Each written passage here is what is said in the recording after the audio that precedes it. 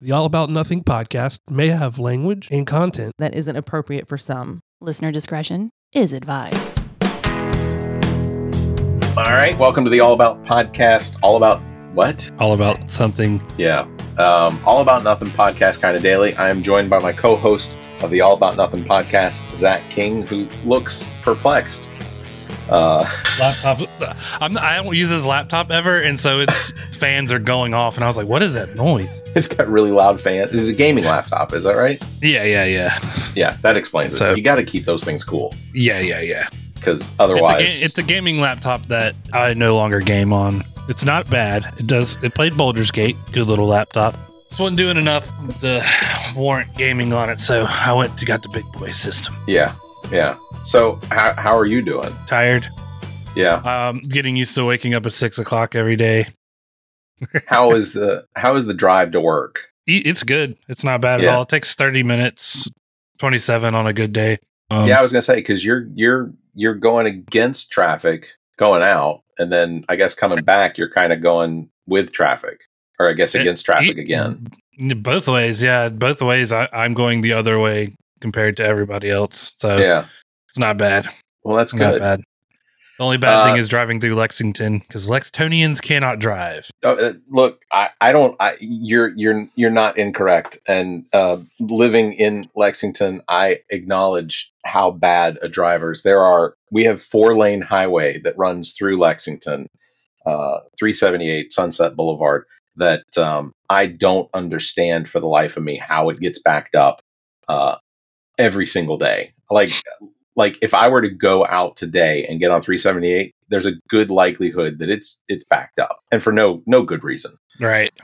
So we are 10 days away from the election at this point. Right. I think it's 10 days. So real And I quick, do apologize. Y'all might hear a 4-year-old. That's She all right. just yelled that she was done. She just yelled she's done. Is that like No idea what she's done? done with. Is that like a bathroom? I'm done. That was what I got. That was what we got. It I was. did leave her some hash browns down there, and so she might have dusted those off. We would get a yell from the bathroom saying, "I'm done." All right, wipe up, finish, flush, please flush. That's the biggest thing. So I real quick, I want to let everybody know early voting is going to be open through the rest of the election for a number of states. And one of the things I do on this early program is just show and talk about which states are early voting. It can't be early for the rest of the election, because at some point it would be considered late. Yeah, there's not a lot of voting that takes place after the eletion. Can I early vote? Yeah, and anyone that says that there's early vote or there's late voting is full of shit. It doesn't. That's not a thing. And I keep checking to see what the statistics are for yesterday, but I don't know when the South Carolina Elections Board is going to update their webpage. It still isn't updated.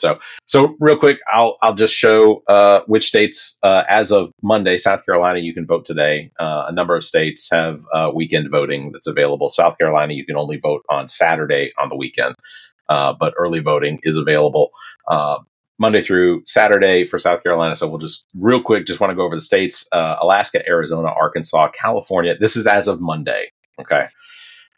Alaska, Arizona, Arkansas, California, Colorado, Connecticut, Delaware, District of Columbia, Florida will be open on Monday.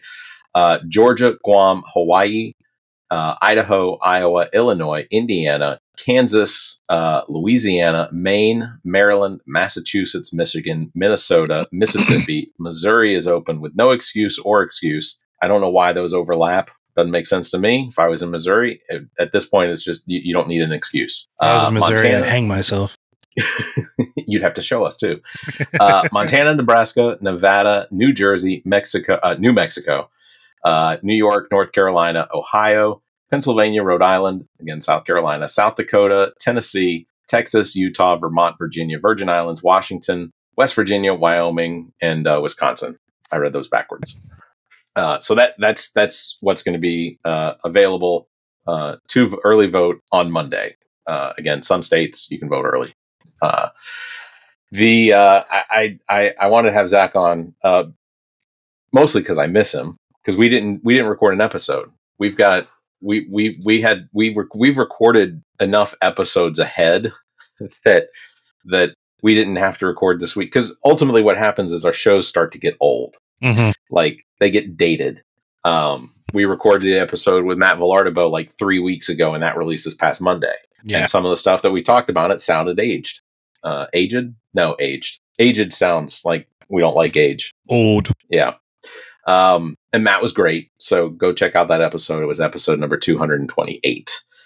As of Monday, episode number 229, Zach and I sat down with Carl Smith, who is a Democrat here in Lexington, South Carolina, who has a program called the Voter Education Program, or Project. Voter Education Project. His website's votereducationproject.com, where he basically gives voters the information that they need really to vote. And it's, it's completely based on fact.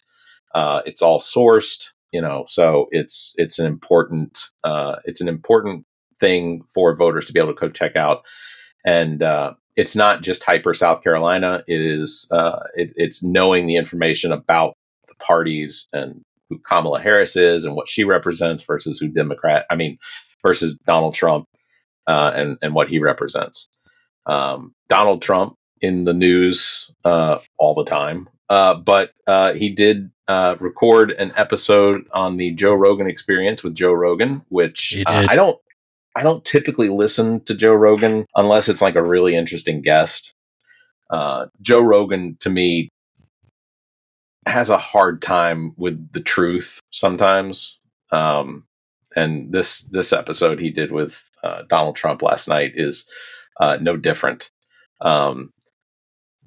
Towards the end of the episode, he did ask Donald Trump about releasing, if he's elected president, releasing the JFK files. He did talk about Donald Trump even told us that there are Martin Luther King files that could potentially be released. There's a bunch of files out there. Aliens and Martin Luther King, not necessarily separate. Yeah. Joe Rogan also asked him about aliens. To which I've never heard Donald Trump talk about aliens, or I guess we don't call them aliens anymore. We now call them NHIs, non-human intelligence. So Trump talked about how he read and spoke with pilots that have firsthand experience with UAPs, which UAPs used to be unidentified aerial phenomenon, but now I guess UAPs stands for unidentified erroneous, or do you know the word? What does UAP stand for now? I thought it was unidentified aerial phenomenon. Yeah, but they changed A to something else so that it would accommodate for even like underwater. Zach's having a hard time. Hey, Eden is a pleasure, and I'll put her in the credits. You can. She's going to tell me that she doesn't want to jump on her bed, which is just insane, and that she wants to sit on my lap. I'm talking. And now she's unzipping something on the back of my chair. So that's great. I'm going to mute it and beat her. Okay. We'll watch. So Trump said that he read and spoke with some pilots that have firsthand experience with UAPs. That's awesome.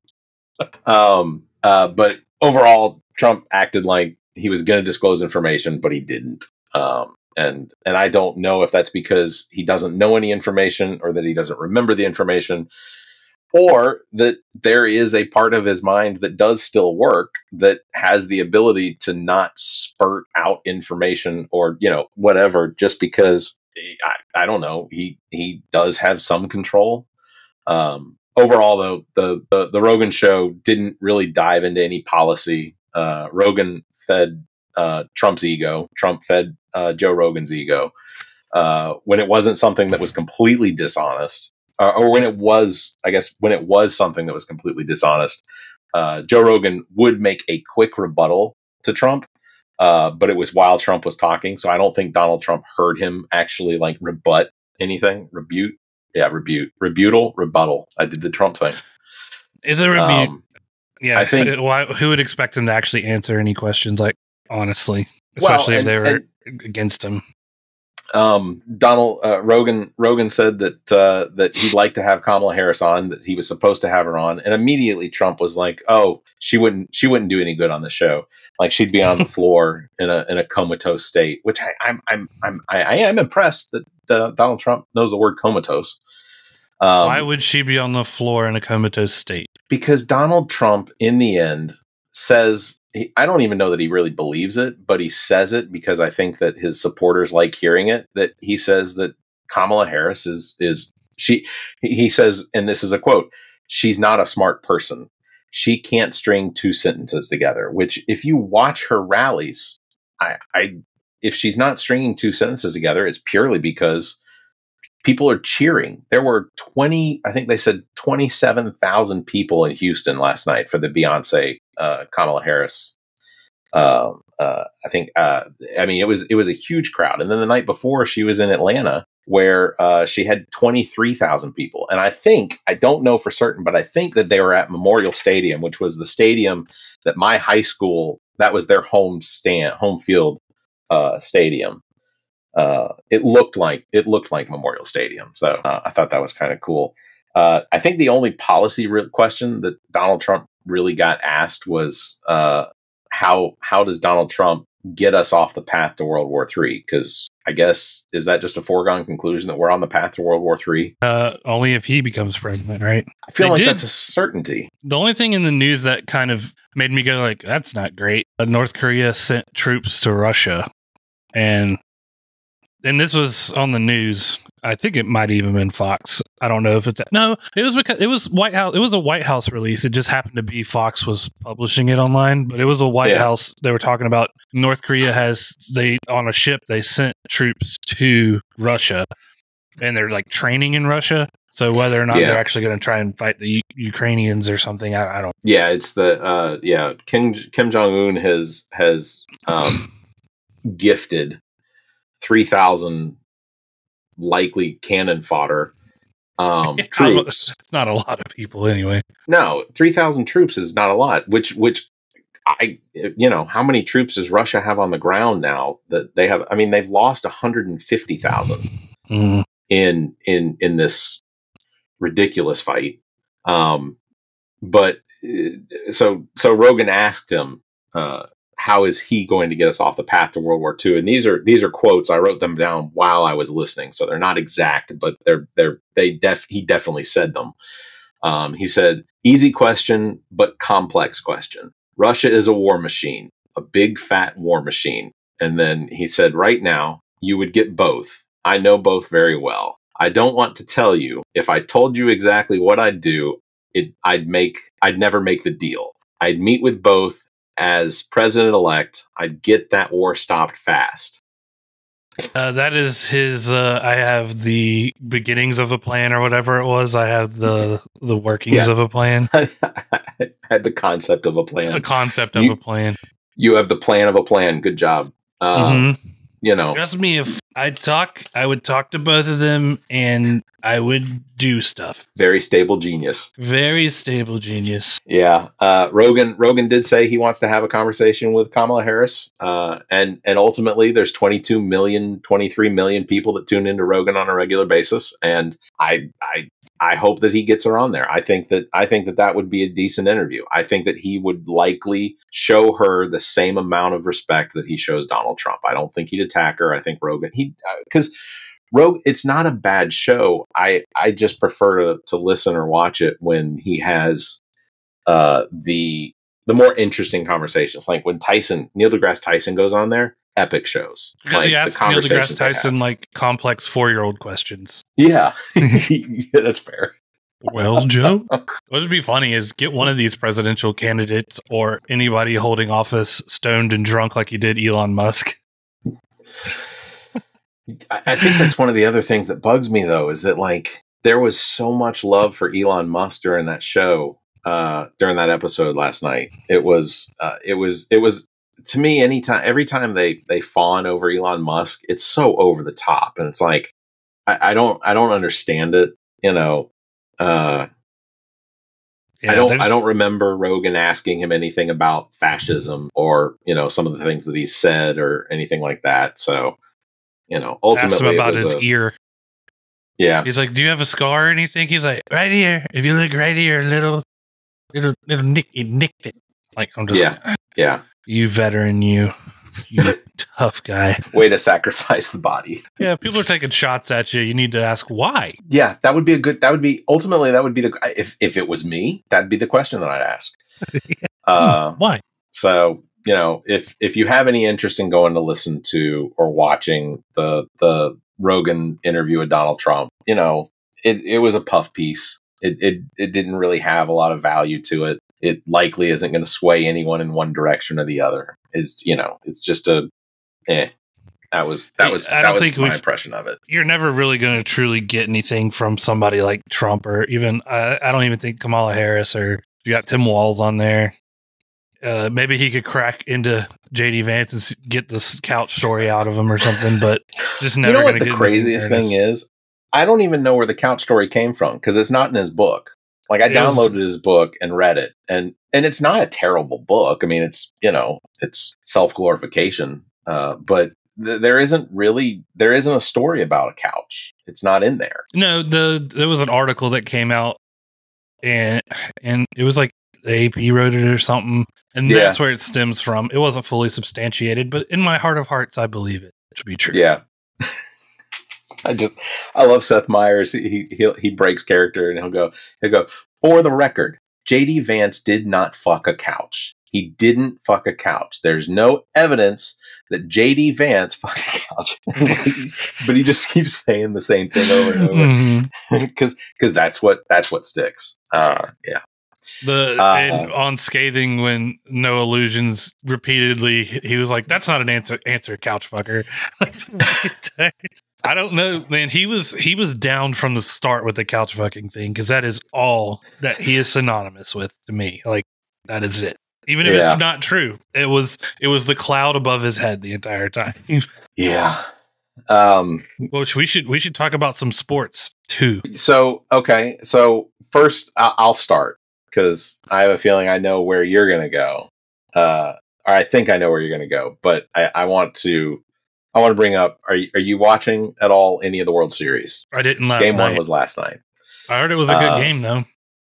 Fantastic game. I watched the highlights. Bottom of the 10th, bases loaded, Dodgers down by 1. Freddie Freeman comes up to bat, first pitch with a walk-off grand slam. I mean, epic. Yeah, I don't know. I don't know whether to be happy for Freddie or bad at Freddie. I'm going to be happy for him. Yeah. I'm going to be happy for Freddie Freeman because ultimately I don't dislike Freddie Freeman for going and playing for the Dodgers. I get it. It was more money, or at least whatever happened in the background. It made it seem like that was the better deal. He got closer to home. I still think that there's a likelihood that when they get to the end of his contract and he's not producing like he is, now, he's only got 3 more years on that 2 or 3 more years on that contract. I think the likelihood is that he may wind up coming back to the Braves. And I think that his friendship with Anthopoulos and Chipper Jones, I think Freddie Freeman works in the Braves office. I don't think Freddie comes back. He's from LA. He's going to stay in LA. Yeah, it's it's possible. I don't know. I'd like to see Freddie come back, but I like Freddie Freeman, and that's the other thing. I don't dislike any of the players that are on the Dodgers team this year. I like Freddie Freeman. I like Mookie Betts. Shohei Ohtani. Shohei, yeah, I keep mucking up his name. Shohei, I don't dislike Shohei. He wears my number. I think it's slightly criminal that the Major League Baseball didn't do like an in-depth investigation into the whole thing about what happened with his interpreter betting hundreds of millions of dollars. Yeah, we're gonna have another Pete Rose on our hands. Except that they've completely diverted any of the attention away from Ohtani. I mean, he's basically cleared of all of it. Like, I had no idea that he was stealing hundreds of millions of dollars from me. I was like, how do you not know that? Also, how do you have that much money? You've been playing baseball for 4 years, 5 years? No, I guess he was with the Angels before. He makes dumb money. Yeah, money. and all the brand names and such that he's got attached to him. So yeah, I guess Yeah. that makes sense. So what's your prediction on the World Series? I think Dodgers will take it. I think they're the better team. I think I think absolutely Dodgers are the better team. I think it'll be Dodgers in 5. I think the Yanks pull off one victory, but I think it'll be Dodgers in 5. Yeah, ultimately. that sounds good about right. I mean, So what was that the sport you want to talk about? well, too, I was gonna tell you your South Carolina football win total. I don't think is going to be correct. You had them at 5. I think I did have them at 5, and you're not wrong. They look good. I mean, if we don't shoot ourselves in the foot, we're 5-1 right now. Yeah, 6-1, whatever it would be. They have a bye week this week, right? So I think they're on a bye week this week. Georgia Tech. I was hoping that Georgia Tech was going to become bowl eligible last week, but Notre Dame was just a little too tough. So I think South Carolina and Georgia Tech both potentially could see 7 wins this season, which is that's a winning season. I'm still the best way to go into a bye week is when you just throttle a team like Oklahoma who comes into your conference and you have to go there. And that is what happened. 21 points in 5 minutes. Just that defense, is absolutely what happened. They crushed them, and they did the same to Alabama until and LSU some horrendous calls. Calls against LSU, and then just the self-inflicted wounds. If they just like this week work on not shooting themselves in the foot, they'll clean out the rest of the schedule. I truly believe that. Sellers is a phenomenal quarterback. Mm-hmm. He is quick. He's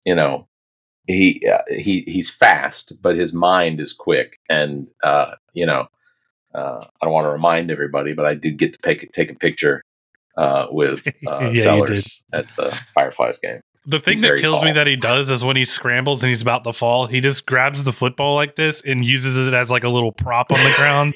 I'm like, don't do that. Yeah, but he's got enormous hands. Like they go around the football. Oh, just like no more of that, sir, please. Just because it's one person to come hit it and it's just gonna go. And it has. Yeah. He has had a couple fumbles, forced fumbles. So the last thing I wanted to bring up, and I don't know if I sent you the text message or not, but WIS TV 10 in Columbia reported that 35 devices were seized from the South Carolina representative R.J. May, and a criminal indictment is expected in the next 3 months. Uh-oh. Here is a list of what Homeland Security Investigations H.S.I. Seized during their raid on his private home. 1 Lenovo laptop, 1 Amazon tablet, 4 cell phones. Who has 4 cell phones?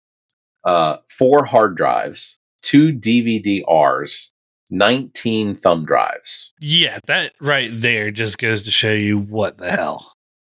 DVD-Rs. 19. Yeah, who still has DVD-Rs? Like DVD write-up?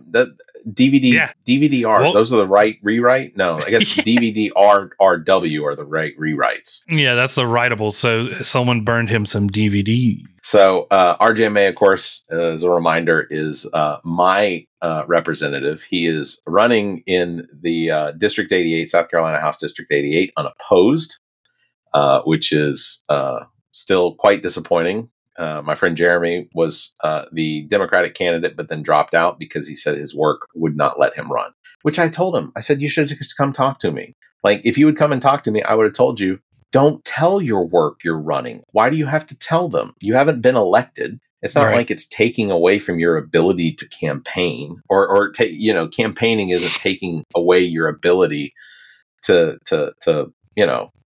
work. Mm-hmm. You work your regular shift and you campaign in the evenings. That's it. That's all you have to do.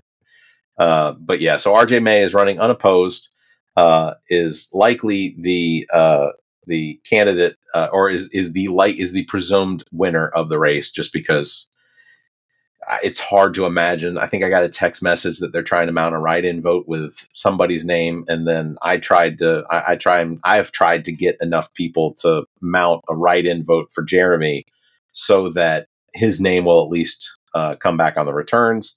I have asked people in my district to write my name in for Senate District 23 so that my name will show up on the returns when the votes get counted on the 5th. It's not, depending on how many votes I actually see will determine whether or not I potentially look at running for one of these offices. It was really late. I don't know if that's a fair enough metric to sway you to not run because it was so last minute. But hell, what if you win? Let everybody know that he's alleged. Did you even say alleged? But like, well, the guy that I'm asking people to put my name in against is Carlisle Kennedy, who virtually ran on zero platform except that he likes Donald Trump, to the point where he put himself on banners and signs and posters of him with Donald Trump, to which the Trump campaign never endorsed him, did in fact send a cease and desist to have him stop putting up signs and photos of him with Donald Trump because it was photoshopped, that the two have never been, that close together. I imagine Carlisle Kennedy has probably attended as many Trump rallies as he possibly can, though. So, big whatever. fan. Yeah. Yeah, he just really, really likes Donald Trump.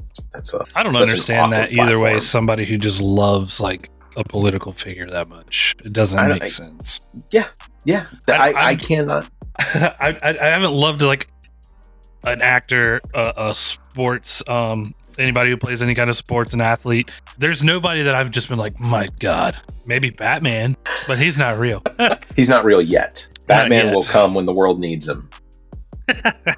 He's the hero who Gotham deserves. That's right. Well, that's pretty much all I got for this kind of daily show. I thank you very much, Zach. Do you want to say hey? With me. Oh yeah, here comes Eden. We're gonna make this happen. Hi, Eden. She can't hear me. Yes, she can.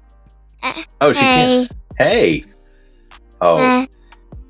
She has Eden. You have a crisp voice. You are ready for us to start recording your podcast. Yeah, I'm seeing it. You show your books? What books you got? And I got this, and this is that's the white. Oh, it fell out. I'll get it back. That's all right. Hey, I think that's content we should add to the podcast. Look, that is absolutely. And this is that's a brown horse. Yeah, it is a brown horse. I tell you what. Next time we have you on, if we could you give us a book review? You give a book review, Eden? Black horse. It is a black horse. What's the last one? What's the last book? That's the white horse. The complete tales of the brown, black, and white horse. And look, this is a white horse. That is diversity by definition. That's a white horse. You would tell Barrett that you're having a brother and a sister? I got a brother and sister. Both. She guessed it the entire way. I am excited for you, Eden. Are you gonna put them in their place? I'm gonna see, please. I can hold it. Okay. All right, that was awesome. I can hold it. Eden is Zach's oldest child, and obviously is going to be continuing in the tradition of podcasting, and I love it. Yeah. All right, that's going to do it for this kind of daily show. Thank you very much, Zach, for being with me. We will see you guys on another episode. Yes, sir. The All About Nothing podcast is produced and engineered by me, Barrett Gruber. Thanks to Cake for our intro music, Sick of You. You can follow everything Cake the band at cakemusic.com. Thanks to Muff the producer for our outro music. You can follow Muff on Instagram at Muff the producer. I am Barrett Gruber. You can follow me on Instagram and Twitter at Barrett Gruber or visit my Linktree /Barrett Gruber. Want to support the show? Visit our webpage, theallaboutnothing.com, and become a member. There are several tiers available, including memberships that give you early access to episodes as well as exclusive content. Visit theallaboutnothing.com. To find links to our social media, merchandise, and past episodes, visit theallaboutnothing.com. If you'd like to be heard on the show, you can call and leave us a message. Dial 803-672-0533. If the time between these episodes is more than you can handle, check out our partner podcast. Zach and I host What the Pod Was That with Carrie Simmons. Visit whatthepodwasthat.com for links and details. Me takes a deep dive down the rabbit Rabbit Hole and episodes of Welcome to Wonderland, available on all the podcast platforms. Visit WTWLpod.com for details. As well, you can listen to the political and social conversation between Dr. Jamela Brooks and Bill Kimmler on Black, White, and Blue in the South, available wherever you listen to podcasts. Please subscribe and share this show. If you're on YouTube, please like and hit the notification bell. Thank you for listening.